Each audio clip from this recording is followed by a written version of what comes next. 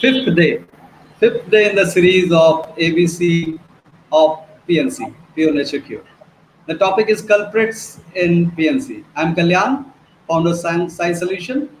I introduce the panel for the day.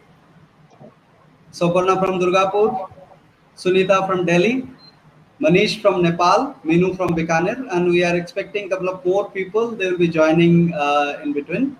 So before we proceed for the day's topic, I will actually, as usual, I'll walk through a little brief about the other topics that are covered already.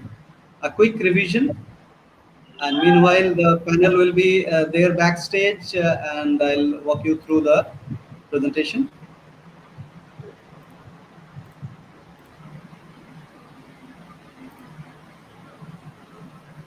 So we are on the fifth day. This is the disclaimer. This is the usual disclaimer where we are clarifying that we are not offering any remedy here. Pure Nature Cure is not about remedy at all. It is about education, and the real cure is always from within. Those who are watching the recording, they can pause the video and go through the details in the disclaimer. The dialectical protocols that we are following in this series is we are not bringing any reference of quotation, script or data, neither in the proposal nor in the questions. Just we are trying to bring the understanding, and we are open to modifying our understanding. We are focusing on the whole and the cause, not the parts or the effects. And there is no ego game here that we are playing. So a quick revision about the PNC definition. PNC is a dialectical understanding of nature and life, in which we understand that in nature every life is structured to grow and maintain homeostasis on its own. We need not to do anything else from external side. Just the blocking we need to look for, that we should not block this homeostatic growth without any specific external dependencies. The moment we go for specific external dependencies, this neutral and natural growth gets hampered and the homeostasis gets toppled. And we also explained the difference between the other fraternities of health, so to say medicinal fraternity and natural health fraternities. Also within the natural health fraternities, PNC is little different because the understanding is focused more. So whenever somebody visits us for any remedy, that I have diabetes, I want to get rid of, we folded handed request we offer to them that just bring this understanding first approach, then only we can talk further. And as a byproduct, these all symptomatic problems that go off, right? And medicinal philosophy is absolutely different in the understanding of disease. Understanding of disease in natural health fraternity is that disease is a needful initiative of the body, whereas in medicinal fraternity we see this approach that disease is a problem and we have to target the disease, we have to fight with the disease. So that concept is not there.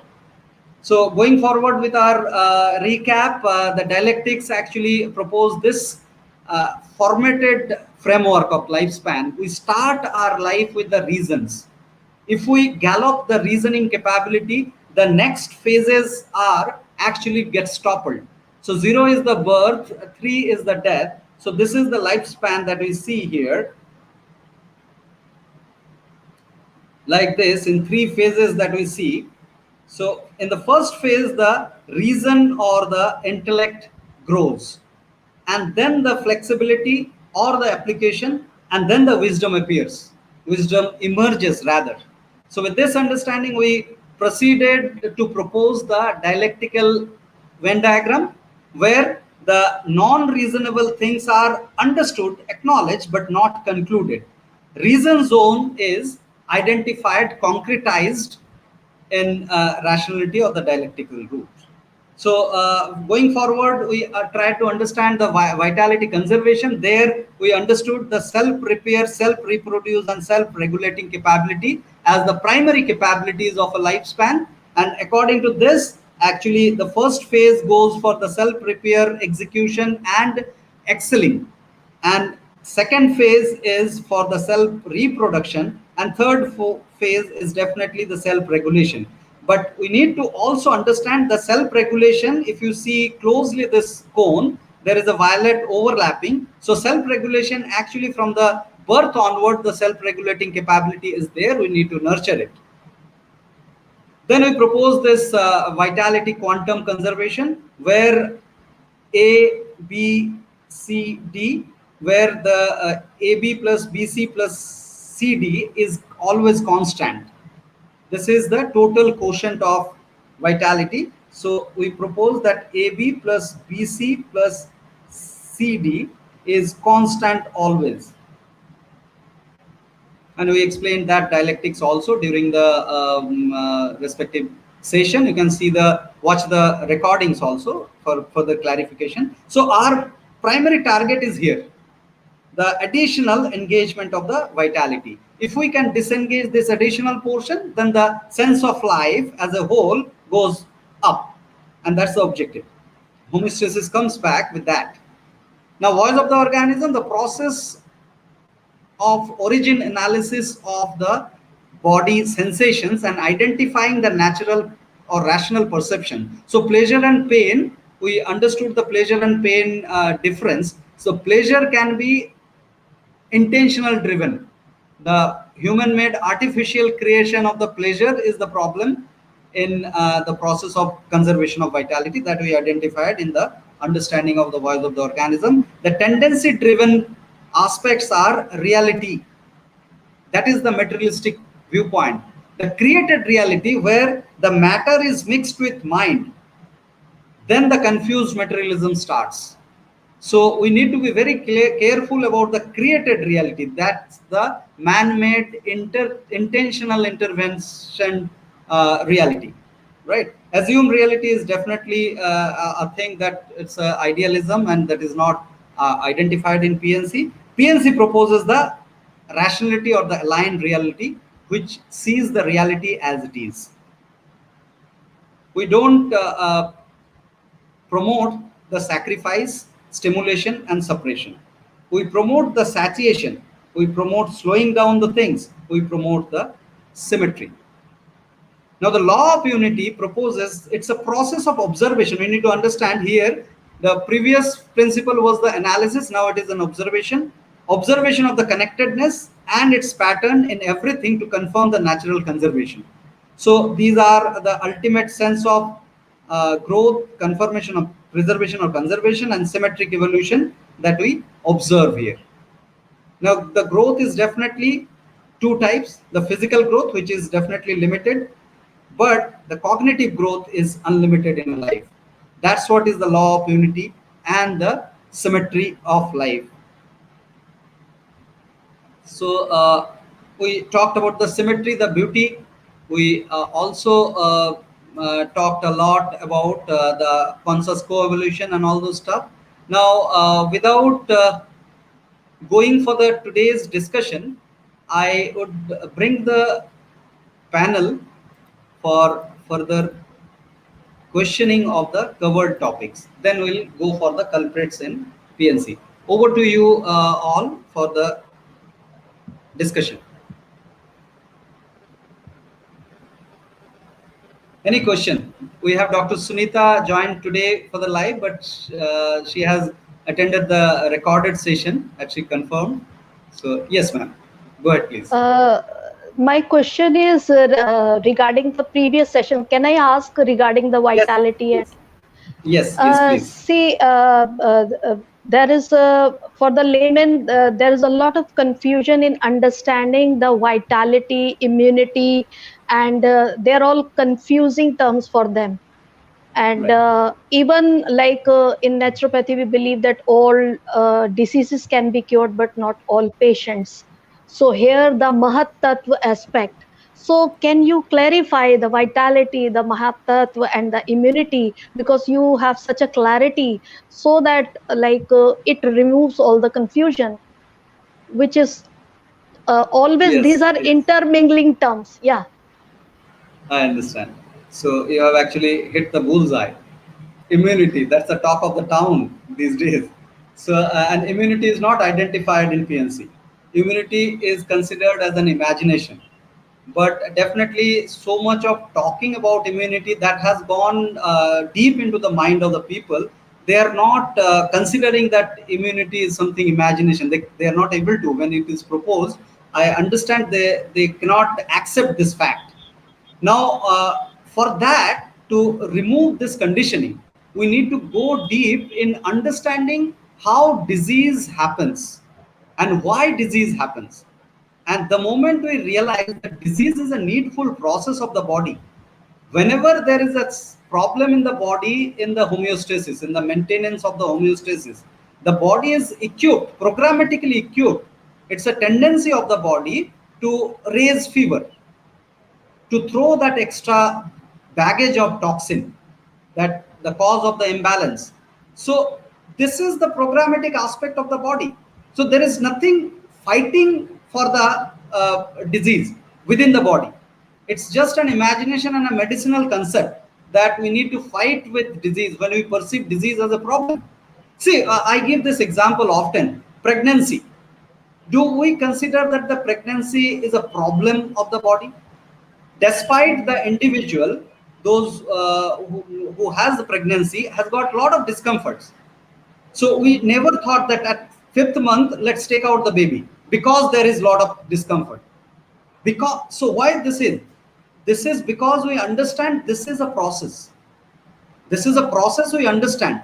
That's why we acknowledge that and we sail through that 9 month.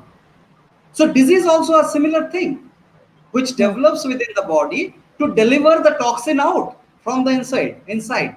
So just that the timeline is not fixed depending upon the situation, individual, and the toxicity. The timeline for the disease is differing.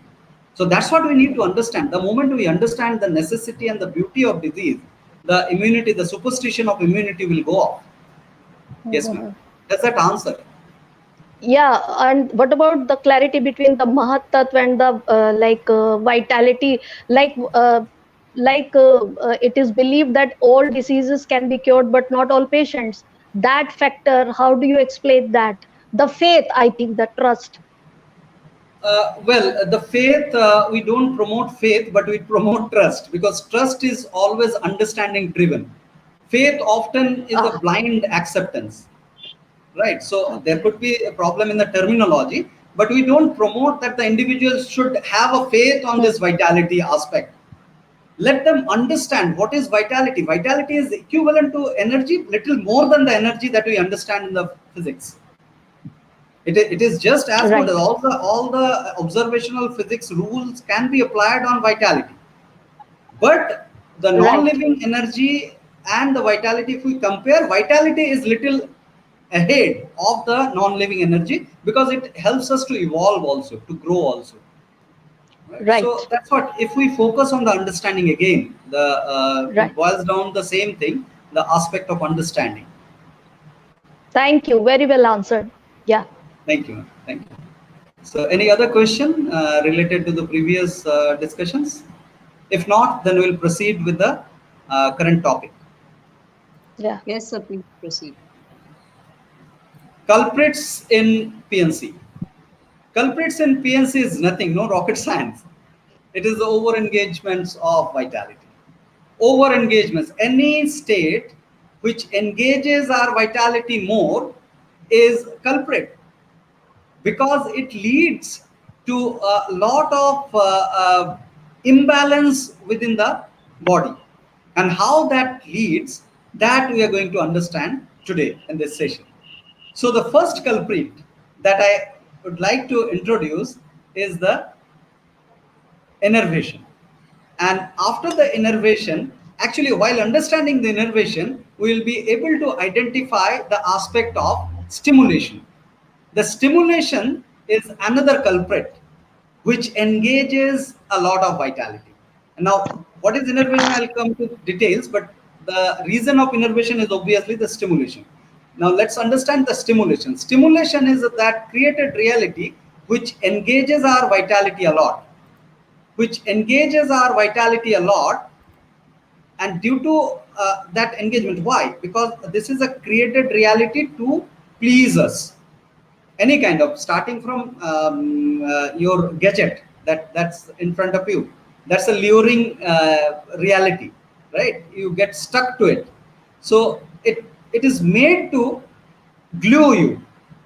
Similarly, the created food, which also glues you. So all the stimulation has got a tendency or a crafted aspect to attract you and to glue you. So to glue you means to attract your vitality. That is what is called, there is a word called, there is a word indulgence. So we indulge in the stimulation. The moment we indulge, that means it is an over engagement of vitality. We need to understand, right? And suppression, will take this suppression, the meaning of suppression in a while. Let's try and understand the innervation to start with. Innervation is a state of over engaged vitality beyond a limit, when toxin or waste elimination is reduced by the body, is called innervation. So a state of over engaged vitality beyond a limit when toxin or waste elimination is reduced by the body, because we have a fixed quota, right?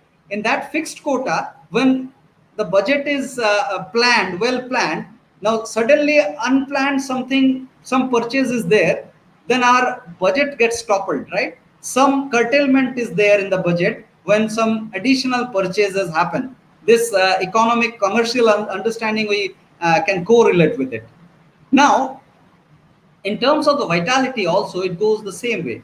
Whenever we actually over engage our vitality in some or other way, we understood the law of unity and the voice of the organism. So primarily the voice of the organism engages our vitality in bits and pieces. Cumulatively, it makes a lot of over engagement of vitality, and that over engagement of vitality affects our elimination. Why elimination? Why elimination? Because the elimination is the last act in the process of input, processing, and output. So, see, in any system, this is very much evident. The processes happens like this.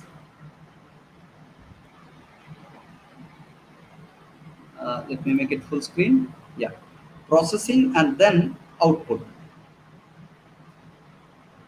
So input, processing, and output. So body tries to match up the prior works in the order. Now orders are 1, 2, and 3. Right. Let me remove the tickers for some time so that the full screen can be useful. So this way, the third aspect, the output aspect, gets affected, and the output is nothing. The primary output is the elimination that happens through 3 primary organs: kidney, lungs, and the skin. These are the 3 eliminating organs which actually scavenge the blood.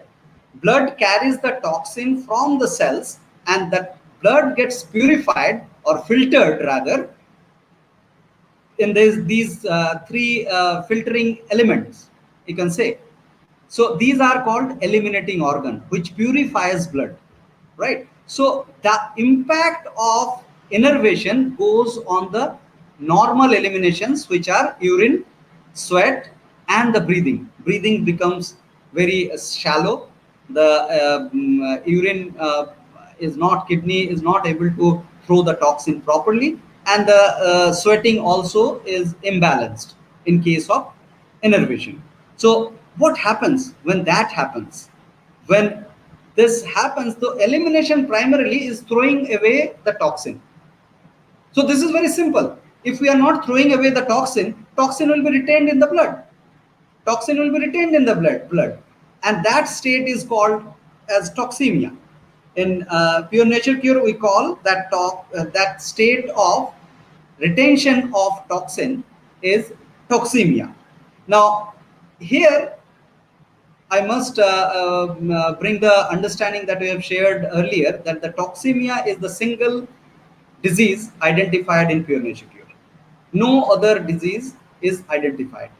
Now, definitely on this aspect, we cannot go very idealistic and talking about toxemia only. We need to address the current scenario of infection also, the understanding of infection. We are so scared of the infection, but we need to understand that the infection is nothing but the effect, but one of the effects of toxemia. What happens? We are actually full with microbes. Microbes are there inside the body, outside the body, everywhere, and we actually stay with microbes when this cohabitance is conducive. We don't have any discomfort, we don't bother, but we bother when we feel discomfort. That discomfort starts with toxin, and with that toxin, whatever the microbes are connected, actually they eat that toxin. We blame that pathogens for the discomforts, but the toxin is the reason of the discomfort. Pathogens are innocent scavengers of the toxins. So that pathogens could be virus, bacteria, even lab-made virus, which is being blamed many a times by many media. In that case also, it follows the same rule. Whenever now globally how this is affected, if we remove the conspiracy aspects, conspiracy is not denied.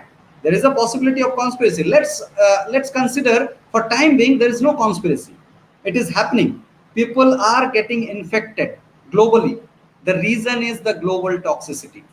The global toxicity, the lifestyle pattern has got so deflected from nature. The people are in any way containing lot of toxin in the body. So unless the toxicity is reversed, the problem is not going to sort. Now here I would like to share an understanding of the shields that are being proposed. The shields could be anything. So let's try and understand with this wall of shielding. Let's consider this as the shield. Okay, let me go full screen. Okay, I must use the white color maybe for better visibility.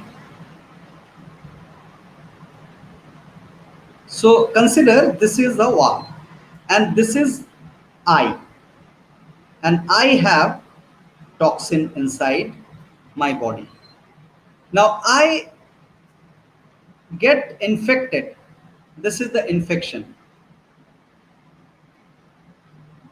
The infection comes to me getting attracted because of the toxin. Now, when I feel that problem of infection, I bring this particular shield, this particular wall. This is a firewall, right? And this firewall could be anything. Start with your mask, or social distancing, or vaccination, or whatever you name it. Whatever you name it. Now let's understand two cases. Case one is the moment you are shielded, you feel relaxed and you don't bother about your toxin. The toxin that is there inside you is not bothering you as if, because that is, you'll understand that the separation is very much aspect to understand the toxin, how we suppress the toxin. Through this medicines and shielding, we actually suppress the impact of the toxin and we feel that we are cured or we are toxin free. That's not the case. The moment we retain the toxin, the toxicity goes up. Toxicity goes up further in the case one, where you don't care about the toxin and you shielded yourself. The toxicity will go up and you will attract some other infection for sure going forward, which will have further more impact on your health. And this infection may not come from outside. It may evolve from within also. Have you seen in your grain box of in the kitchen, the rice box gets worms inside, that they get evolved? The similar way within the body also the infection evolves. That we need to understand. Now the case two. Case two is, I get this this logic very often, that okay, I understand this aspect, that if I get shielded, then I may not take care of my toxin. So what if I shield myself and take care of my toxin also? Now, isn't it very foolishness? If I take the responsibility of my toxin, if I'm taking care of my toxin, why I will bring this shield at all? Hope that is comprehensible, right? So in the case 2, the shielding is not needed. If you are taking care of the toxin, if you are confirming that I'll take care of the toxin, then you are not in danger of the infection. This is a simple understanding of toxemia driven infection. Now going forward, another aspect is the deficiency. Deficiency is again another confusion of health, where we start considering that we are deficient of the elements. But we have, not only we, all the organisms do have a lot of tremendous transmuting and synthesizing capability. What is it? What is this transmuting and synthesizing capability? The transmuting and synthesizing capability is the capability of making anything out of anything which is needed. So if we have the right whole material within the body has the capability to produce the needed element. We need not to top up some specific supplement to cover up that deficiency. This is another superstition that we suffer from. This is another symptom of the health, the deficiency that cannot be matched up from outside. It can be only covered up naturally by making change in the lifestyle. Now, when we undergo the toxemia, the body has got in its own a programmatic aspect of spatial elimination. The spatial elimination happens to eliminate that extra load of the toxin. We just talked about the reduction in the normal elimination. So since the reduction was there, it's a process. It's a beautifully sketched, phenomenally programmed process that the normal elimination is reduced. Now the spatial elimination will take over. And the spatial elimination is primarily the fever. We call healing crisis. Tomorrow we'll understand the celebration of the PNC, celebration in PNC. So we'll understand the healing crisis in detail. So we just need to understand in this session that the spatial elimination appears to cover up the reduction in the normal elimination. We need to acknowledge it. Instead of acknowledging, if we offer a suppression to that, the actions suppressing the natural initiatives of the body to throw the excess toxin is suppression. These can be at the physical level, at the physiological level, at the psychological level, in any combination. So physical level, when the spatial elimination is happening, that time we need to take rest, physically, physiologically and psychologically. In any way, if we are not opting rest, then that focus of the vitality, which is actually now focused on the spatial elimination, get deflected from the spatial elimination to this physical, physiological and psychological involvement. And what are these physical, physiological and psychological involvement? Physical, anything you do physically. If you start engaging yourself, normally you get the voice of the organism, you feel tired and you need to go to the bed, and that is what is the recommendation. So if you ignore that and you start working physically, then the focus of the vitality will be going away from the spatial elimination to your work. Then the fever might get suppressed, and the suppression leads to chronification of the disease. And physiological suppression could be your food during the healing crisis. During the spatial elimination, if we engage, so in the spatial elimination, tomorrow we'll understand deeply that the digestive tract completely stops. The chemical actions in the digestive tract completely stops. If we initiate that by introducing food, we don't get taste in the taste bud. That's the voice of the organism. We have to honor it. So instead of that, if we introduce anything, let it be medicine also. Because medicine for the body is the intake, something you are introducing to the digestive system. So it will divert again the focus of the vitality and suppress the initiative of the body. Similar goes with the psychological stress. So PP level, rest is the recommendation during the healing crisis or the spatial elimination.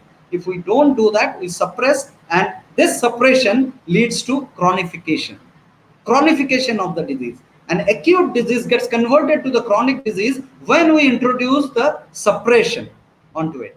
And in pure nature cure, this is the flow of the chronification, where the stages of the diseases are explained. We start with innervation. Innervation is the first stage of disease. Innervation is the first stage of disease. So in this particular graph, you see the x-axis is the disease chronification and y-axis shows the vitality engagement. So as we go upside, the vitality engagement will show.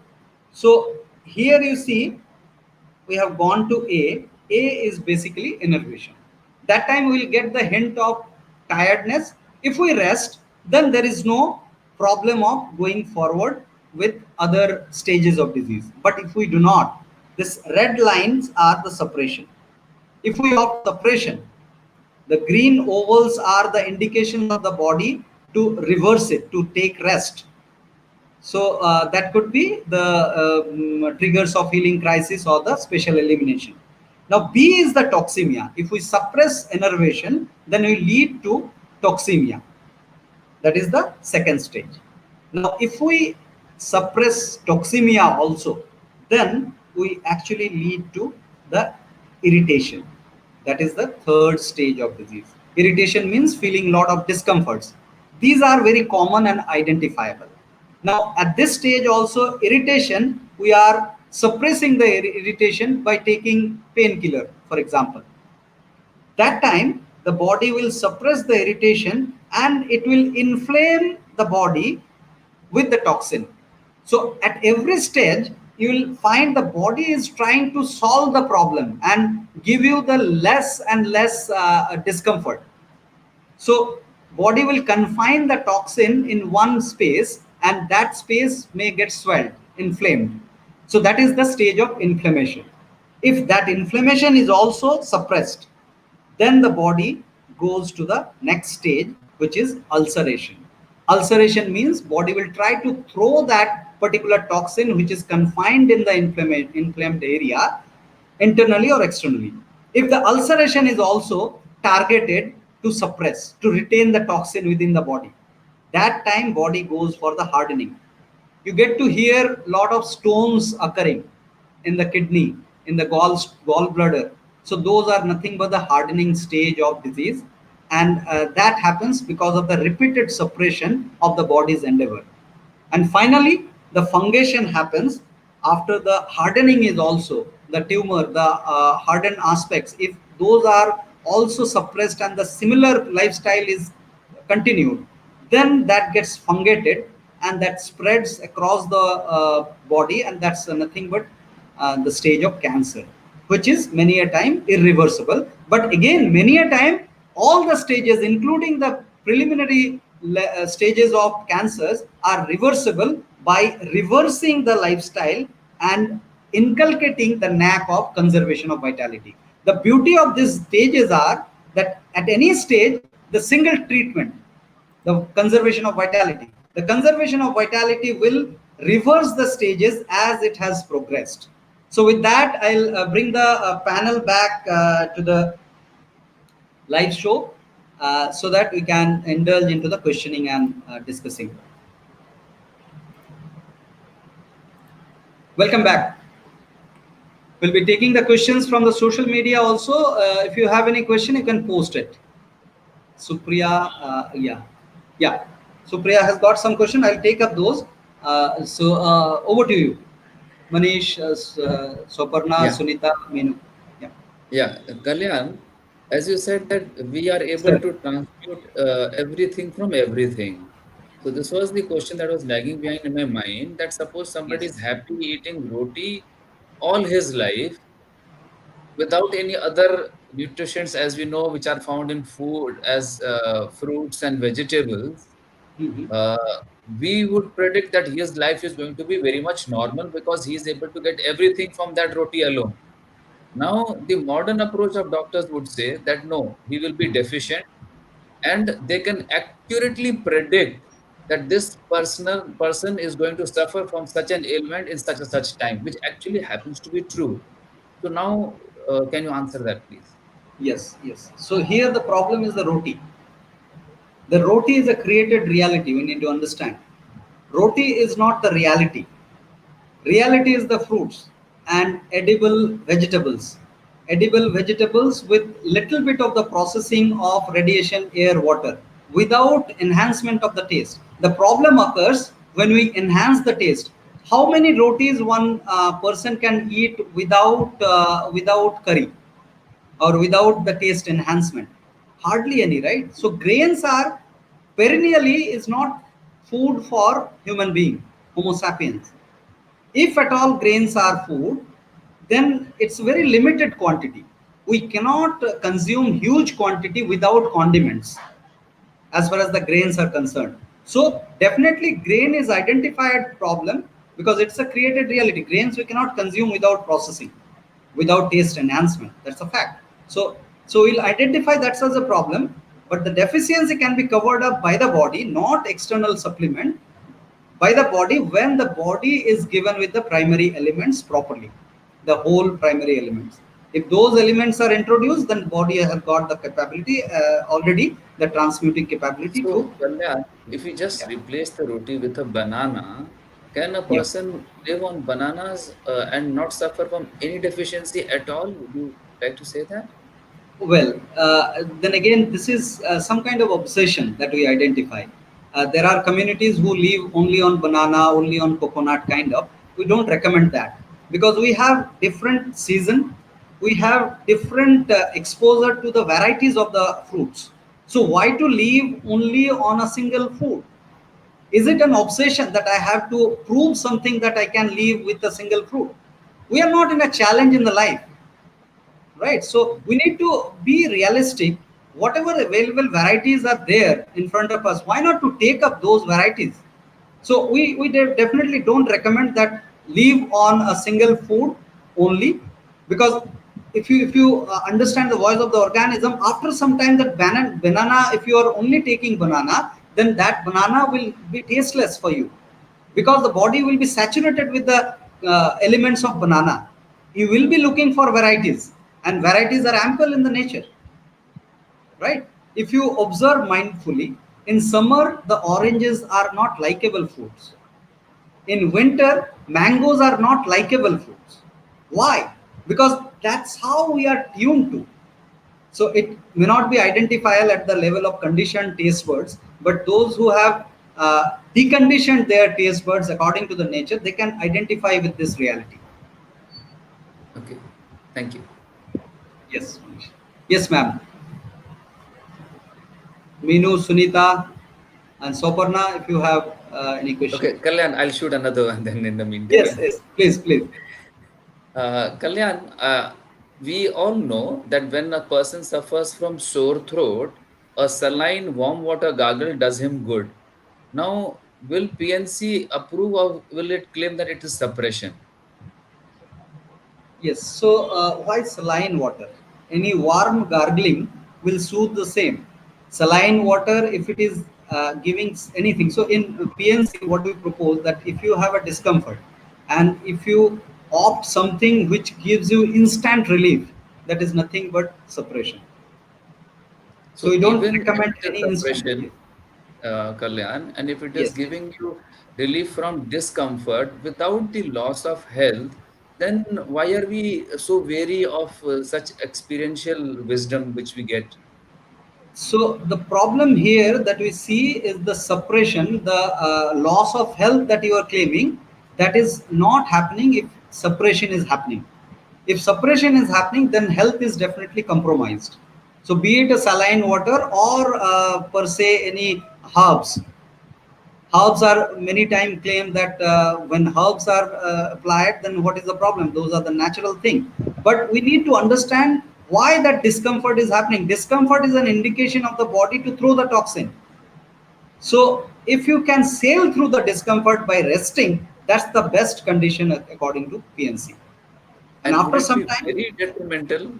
Would it be very bad if so we yeah. given some relief from the throat pain, and he is not consuming anything extra, as you would say Yes. that because the infection is there, he's not able to swallow anything. So that's the voice Yes. of the organism. Yes. And yet, to for have a little temporary relief, if that Yes. much Warm compromise can water, be made, warm yes, water, warm water yes. is absolutely applicable, because see, these kind of reduction in the discomfort, definitely tomorrow we'll be discussing about that a lot, therapeutic applications. So there we recommend the applications of RAW, radiation, air, water. So hot water or warm water is nothing but combination of radiation and water, and also air is there.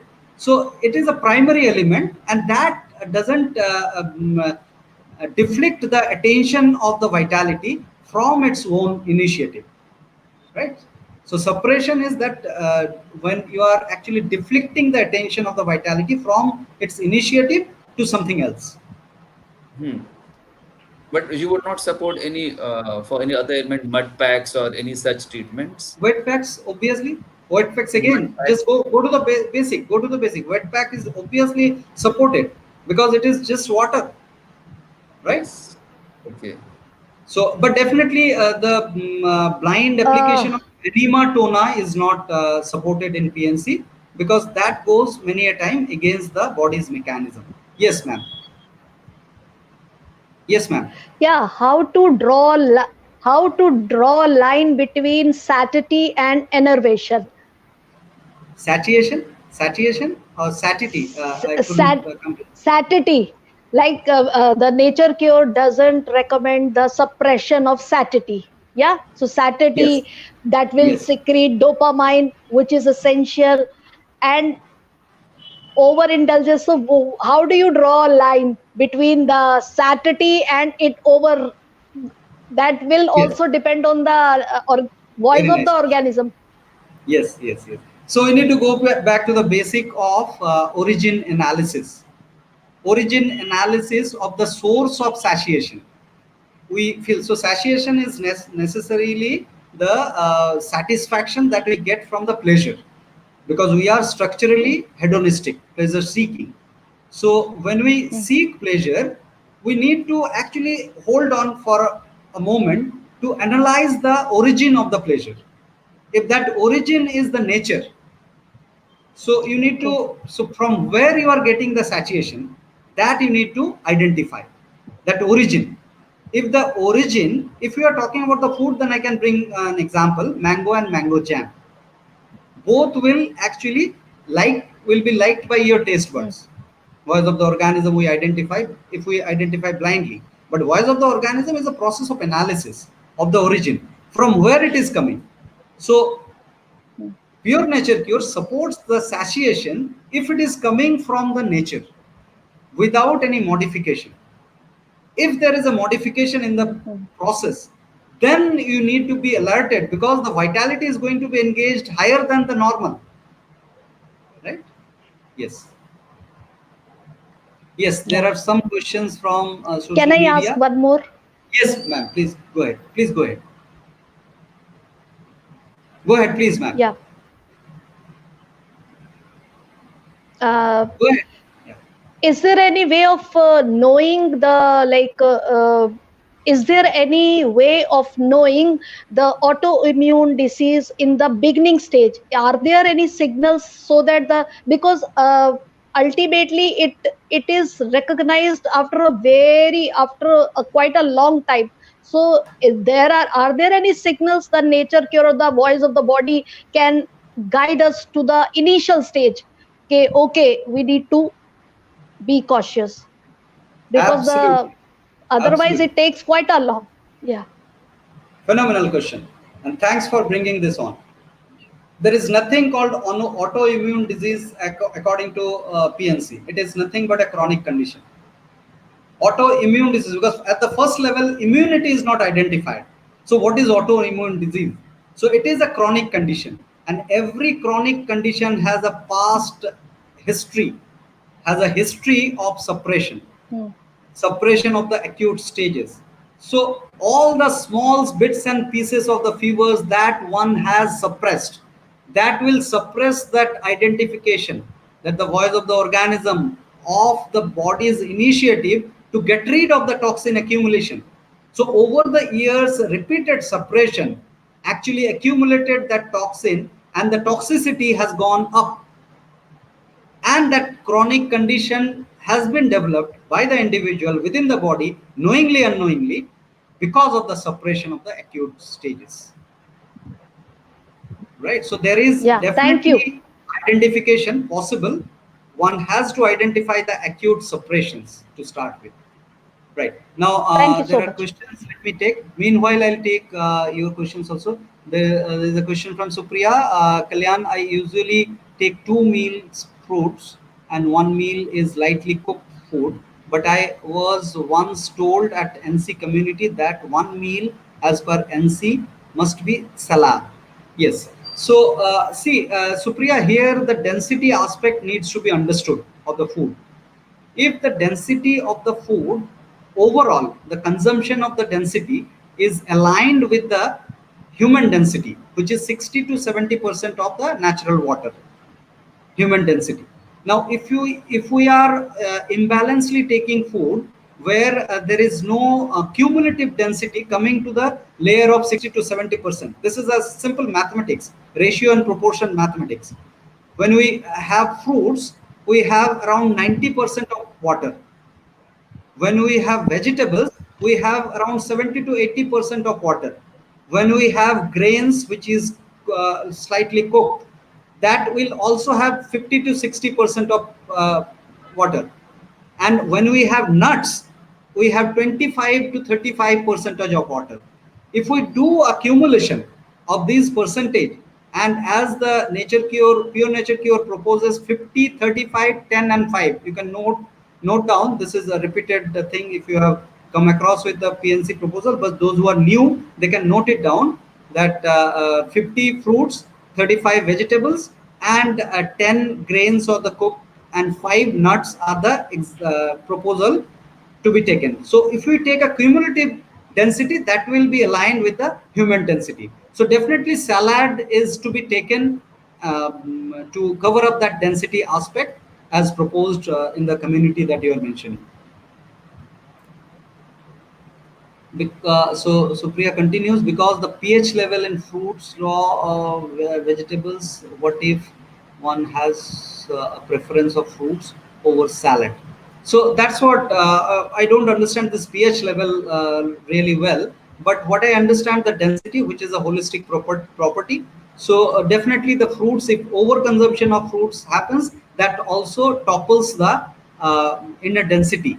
Now if we go deeper and you are consuming the whole food with the seeds in it and all those stuff, then it may come to a certain balance in the density. But if you are just having the meat of the fruits, like just the mango, definitely we cannot have the seed of the mango, right? So those kind of only the meat portion that we are having, which contains 90% of water, 80 to 90% of water is there. So that will actually over water consumption that we do, and the density of human goes for a lesser. So that's not recommended. Only fruit is not recommended because of the evolution and the density aspect. Okay, okay, that's okay, Supriya. Hope that answers. Okay, right. So any other question from any other panelist? I don't see any other question from the social media. Sir, Yes, sir, yes, please. sir, can you explain a little bit more about innovation and toxemia? In, in, Because in that, innovation is something that is non-perceivable, yes. So, and mhm. so just Innervation, maybe the we connection will between know. the innervation and the toxemia, right? Yes, Right. because we Innervation will is know. How will we know that we are innovated? through the sense of tiredness. That's the Okay. initial indication. Sense of tiredness is the innervation. In layman language, innervation is not nothing but tremendous tiredness. So when we are tired, we need to identify that as a that as an innervation, the initial indication of the innervation. And at that point, if we are not taking rest, suppose we are taking tea, coffee to stimulate ourselves, that's further innervation, because we are actually indulging our vitality further. So it is an increase of the innervation, and further increase of the innervation means further reduction of the normal elimination and further increase in the toxin in the blood. So that way the innervation and toxemia, and if we retain toxin in the body, that also engages a lot of vitality, and that leads us to further innervation. So innervation and toxemia is always in a vicious cycle if we do not address with the rest. So rest is the primary aspect that we have to opt, right? Sure, sir. Thank you. Right, Manish. So, Karan, you mean that the first level of innovation happens when we have worked too hard, probably physically or Yes, mentally, physiologically. right? Yes, yes, yes. Then actually it gets suppressed. The voice of the organism of the innervation gets suppressed, and that leads to the toxemia. It's a beautiful explanation of the theory of toxemia.